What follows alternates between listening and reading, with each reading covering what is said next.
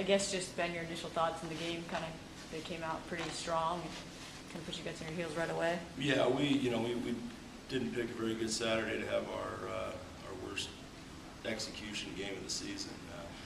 All credit goes to North Central for their game. Their kids played hard. They were physical, but I feel like we left a lot of opportunities out there in the first half with turnovers and didn't get stops, didn't make tackles when we needed to, and that's what playoff football is about. You either make those plays or you go home, and they made the plays and they're advancing.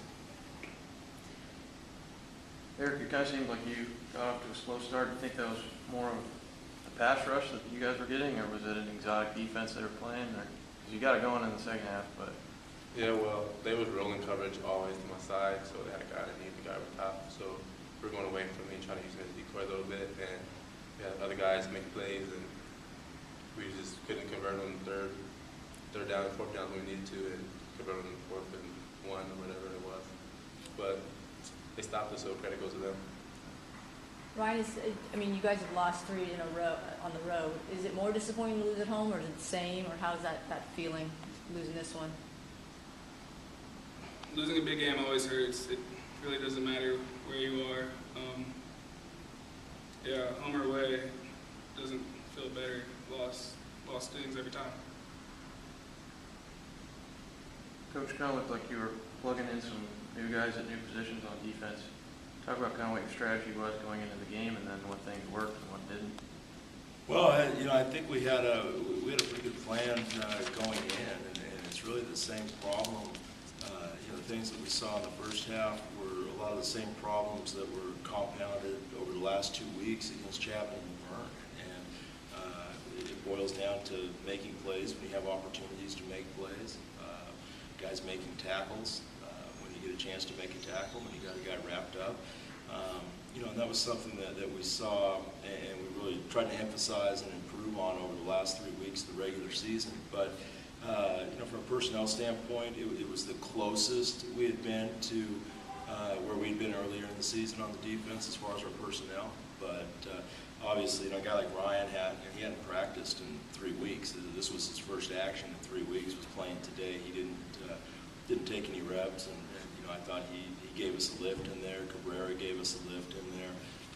But you could tell Chris's knee was bothering him, and he was playing on one leg. So we were trying a lot to stop a very good running football team. And in hindsight, I think we put ourselves in a position to win the football game, and then we turned around on offense and shot ourselves in the foot. So the stats might say one thing, but I think that game was closer than the score indicated. But it's about opportunity and missed opportunities, and everything's magnified in a big game. And again, a lot of it has to do with who you're playing against as well. It seemed like both sides. Was in terms of ball security, was there any issues with the rain? Was it just a slippery ball, or was it? It seemed like both teams kind of had a little trouble. Did you guys sense that? Was that talked about in anything with the cause for all the fumbles and? Yeah, well, it was a little wet out there, but we just put the ball on the ground too much, and they covered 3 or 4. So I just tried to ball security to handle the ball in traffic. We had some on the handoffs and stuff, but that was just us killing ourselves.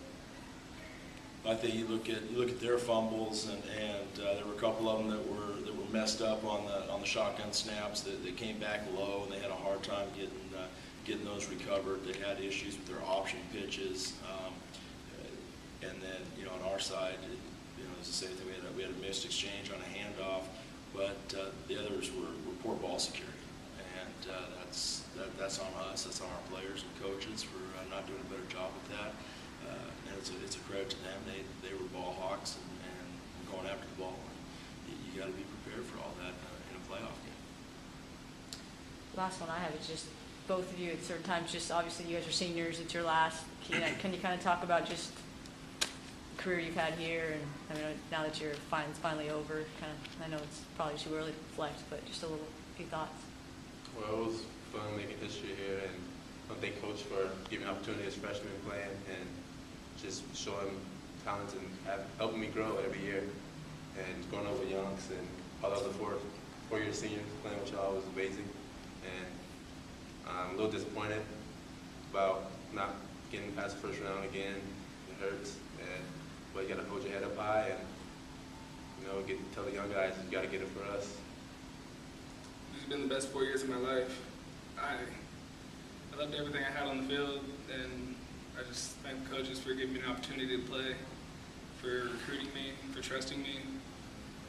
And I wish things went differently, but I have no regrets. That's really all I can ask for. Coach, your kind of final thoughts on 2012? You guys came in with a lot of hype and had a lot of expectations, kind of the same end result.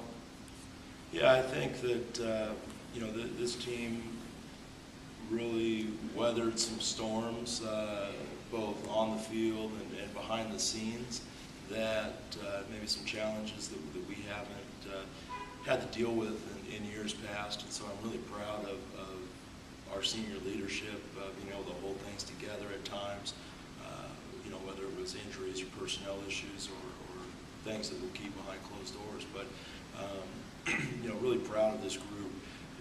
I think that, we're going to have to continue to prove ourselves against the best teams in the country, because it's a situation out here where we're isolated on the West Coast, and there's teams in the Northwest that are national caliber programs.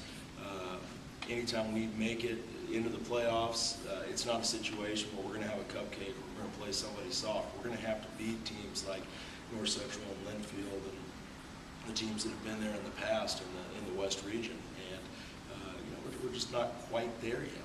We've got good players, and we've got a lot of guys coming back. I think we've got 8 starters on offense, 6 on defense that are returning. So we're just going to keep working. And we've seen great teams, and we've faced top 5, top 10 teams, and we know where we need to be and what we need to work towards. And I credit these guys for buying in, and it doesn't happen overnight. It's a process that takes time and takes years, and it takes a lot of recruiting classes to build it up. And so, these guys are the foundation of everything that we've done. They deserve the rankings and the hype and everything that they've done. It dominated the SCIAC.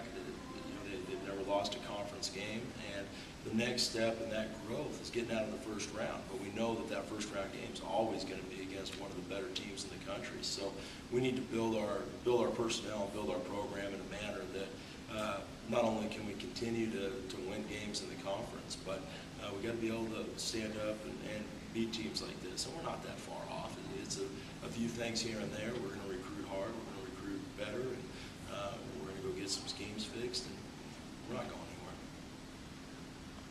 You good? Thanks. Yep. Thank you very much, guys. Thanks, guys.